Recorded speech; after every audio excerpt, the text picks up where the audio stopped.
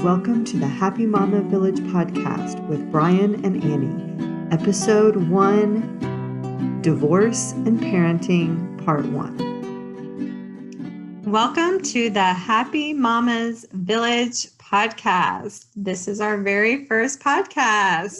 Woohoo! So we want to start by introducing our podcast, introducing ourselves so that you have an idea of what you're in store for. We hope to be diving into some really great information each episode for all you mamas out there that need some support, some tools for your toolbox. My name is Bryann Zielinski. I am a life coach with Rebuilding with Bryann. And my name is Annie Henderson, and my business is Annie M. Henderson, and I'm a life coach and consultant. Awesome. So today we're going to talk about divorce parenting, and this is going to be the first part in a multi-part discussion about all the different aspects of parenting during a divorce. Definitely. So we can go on and on. Yeah, there is a lot of information that we can dive into for sure. Yes. So Annie and I, we've both been divorced. I was divorced back in 2011. At the time, my two girls were 5 and 2.5. I had spent about a year trying to reconcile with my husband, but the marriage ended anyways in 2011.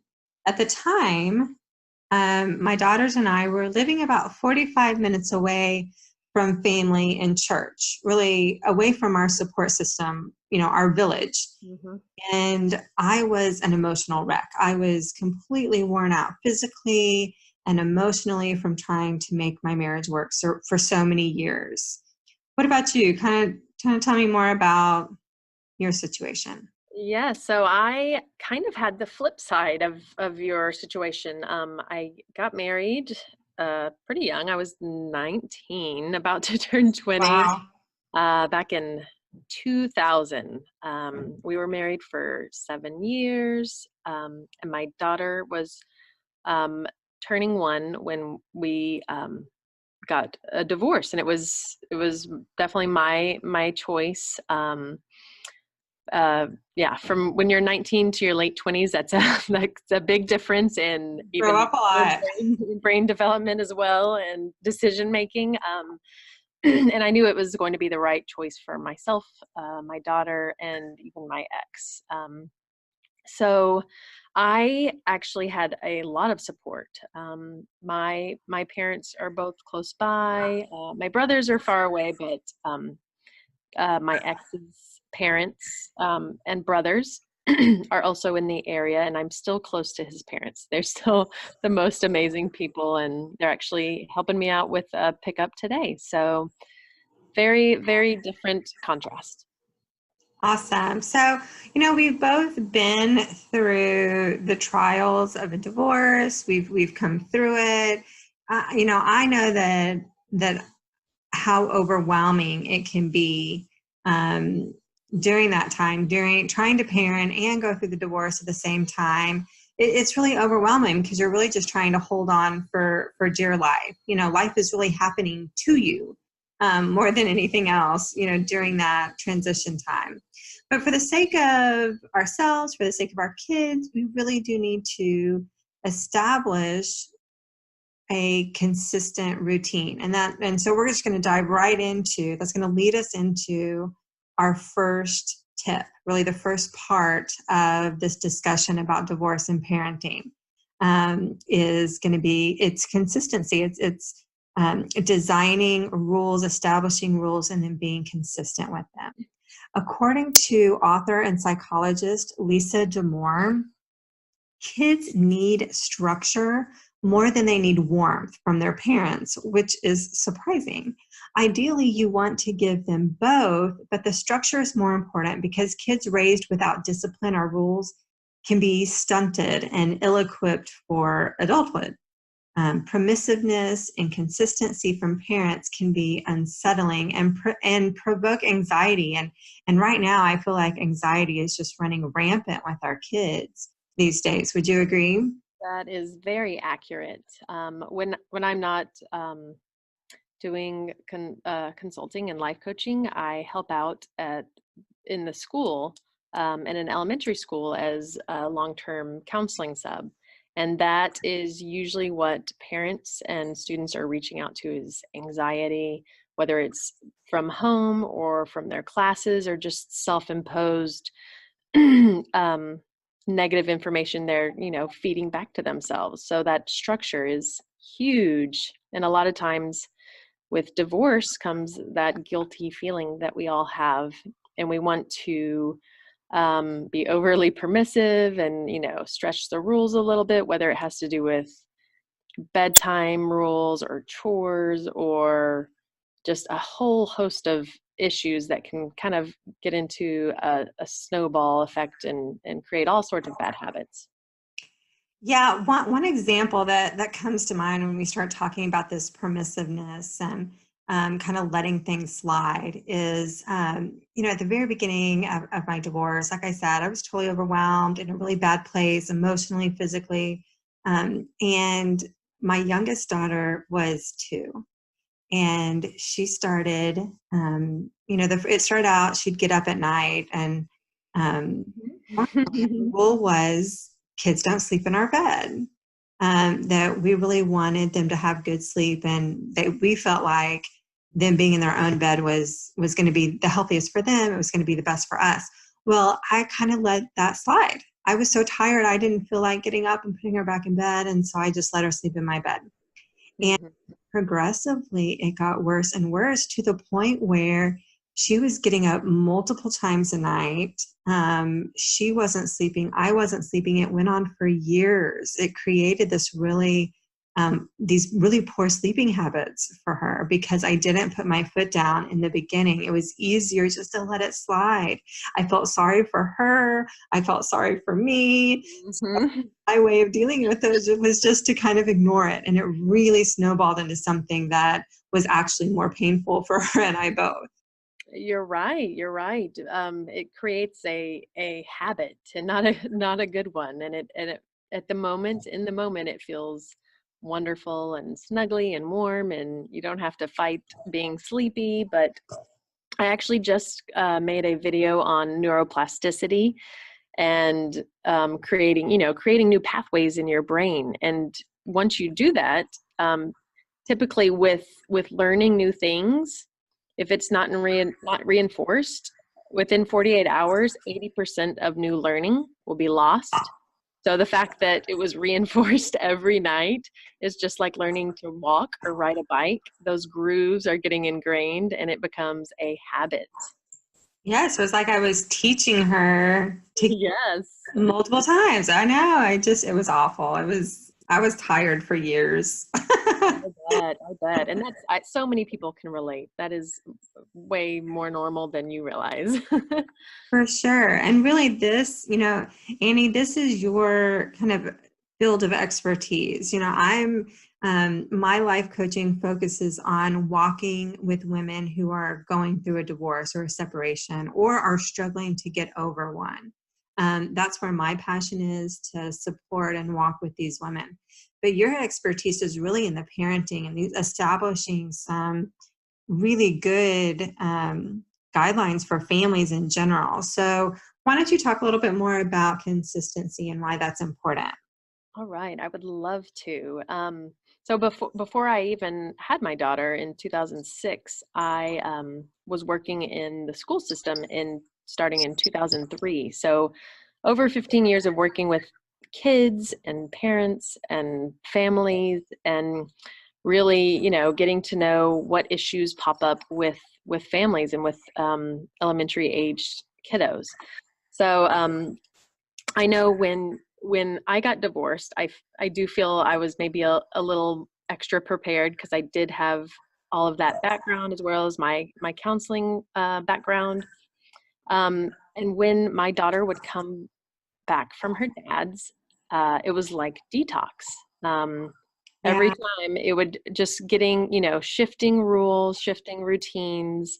It would be hard to get her back into it. And then after like maybe that first day and a half, she would be back into the flow of it. And eventually that went away. Like there was no detox. It was just fine.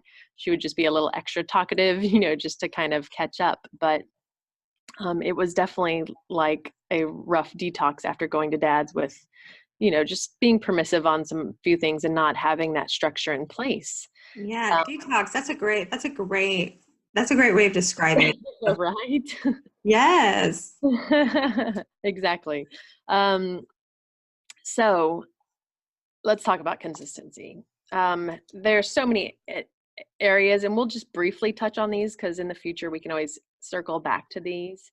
Because when it comes to consistency with your bedtime and theirs, and not only is that helpful for, they have their own safe space, and having a consistent bedtime, because those kiddos are growing when they're sleeping. If they're not getting enough sleep, that's when, some of those memories and learned information can go into long-term storage. There's just so much that happens during that important sleep time. Getting the consistency, having a routine is very important. Do you have something, I guess, in your family in terms of a bedtime routine? Yeah, we do. We during the weekdays we do. We're a little more relaxed about that on weekends, Yeah, but of course. definitely on the weekdays, the bedtimes are 8:30 and 9 o'clock, depending on their age. So we make sure, obviously that they're showering and brushing their teeth and, cleaning up their room and that they're set for bedtime by 8:30 so that we can, go in there, pray with them, talk with them, love on them before it gets too late. That's perfect. 8:30. I have actually never adjusted my daughter's time. I'm just she doesn't know any better, so I'm just sticking to 8:30. But around 8, she's usually had her bath, and then we will lay down and either read some out of a chapter book.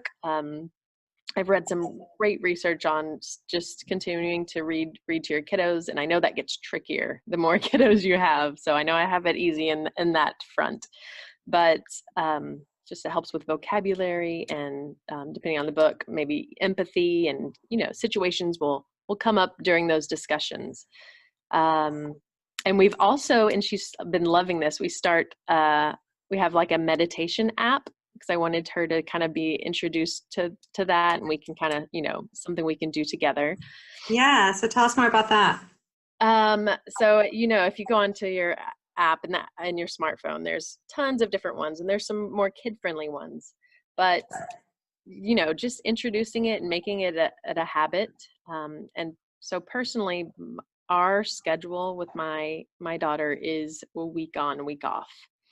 So even though I can't do things consistently for every day, just the fact that we are doing things consistently at our house gets it Yeah. ingrained enough.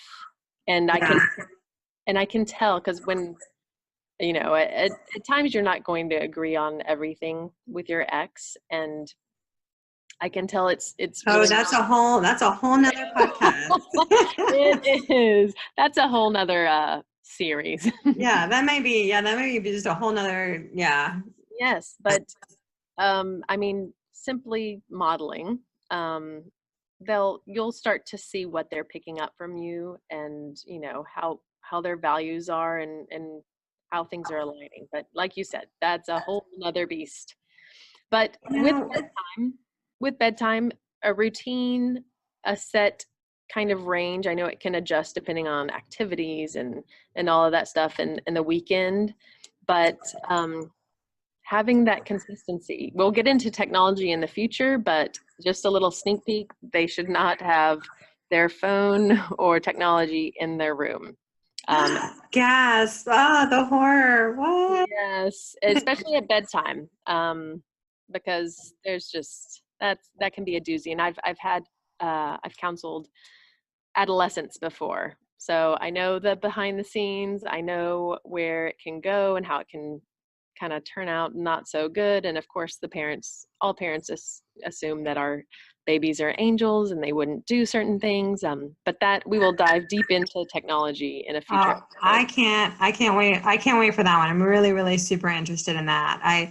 But I do want to talk about that expectations, setting that expectations and kind of go into what you were saying about the detox, because I really do think that we as parents would be happier and the kids would be happier knowing upfront what the expectations are at mom's house, at mama's house. I think it's so difficult. It's so difficult for kids to navigate going back and forth between two parents' houses, especially when there are vastly different rules at each house. And anything we can do to help them out, to help them navigate, help them just know, remind them over and over, like, hey, this is what we do. This is what we do at mama's house. This is what we do. This is how we are. This is how we're going to act. I think even reviewing some standard rules up front when they come back during that kind of detox time could be really helpful, don't you think? Yeah, I think so. And if your kids are school age, they know all about expectations. And you would assume and you would guess that it would be extremely difficult for kids to shift and adapt. But kids are amazing. They learn better than adults. They are so resilient. So, I mean, if you think about their school day, they shift from, that's all, it's constant transition to a new subject. If they shift teachers, that teachers sometimes have a different personality or rules. They adapt so quickly. But you're right, at the very beginning, especially if you're starting a new routine or new rules, really talking about and laying out those expectations can be a huge help, because for one, getting some input and feedback from them so they have a buy-in, and it makes sense, because just telling someone the rules isn't quite as fun, right?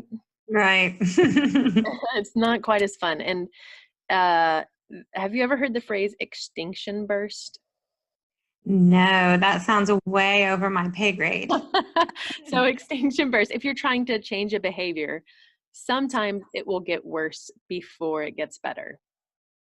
Okay. So and we hear that a lot in the school setting, but same with kiddos. If you have been, your kiddo's been sleeping with you for a while now and you're trying to stop it cold turkey, it might get worse where it's a really rough night that you have to live through and count your blessings and make it through the night, and then it'll be an extinction burst and it'll get a little worse, and then it'll get better. But the consistency, that's where they're testing your boundaries and your buttons to see if, let me see if, mom says bedtime's this, I wonder if I can stall out a little bit. Or, she said I can't sleep in her room, but I bet if I try her when she looks a little tired.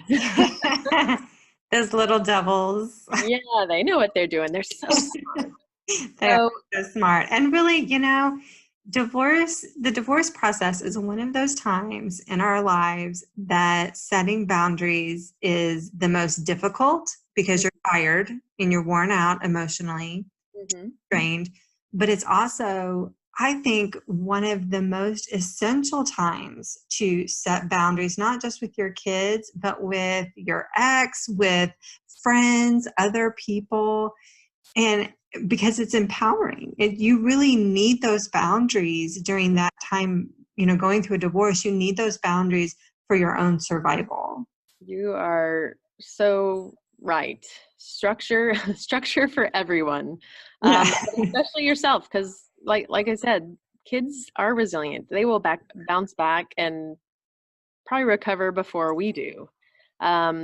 So keeping that structure, not only for them and for yourself, and Yeah, boundaries, we will definitely dive into that in the Yes, future as well. and I can't wait. I can't wait. We're going to talk about in upcoming episodes. We're going to talk about communication and technology and love languages. I'm really excited about this Yeah. this series, but also doing this podcast with you, Annie. I'm super excited. Me too. It's going to be great, and where I have some lack of knowledge and weakness, you are able to fill in the gaps for me and for our groups, and I love that we, our background is different. So where people might not connect with me and get what I'm saying, that's where you will be right there for them. And when I'm being too wacky and crazy, then you can just bring me right back down to earth. And I will try not to nerd out with all of my fun research and stuff that I love. I don't know what that word was that you used a while ago, that phrase, but that was way over my head, but I loved what it meant. Yes. Yeah. You know what? Yeah. As you go through your week, everyone be on the lookout for extinction bursts. If you're, I'm gonna start trying to use it in conversations. there you go. Practice it before, that way you make a new groove in your brain. So, okay, well, that kind of wraps us up for this week. If anyone needs some additional support, either going through a divorce or with setting family rules and guidelines, if you need some support, please reach out and let us know. But we're so glad that you joined us for our very first episode of the Happy Mama Village. Thanks so much. Hey, where can they find us?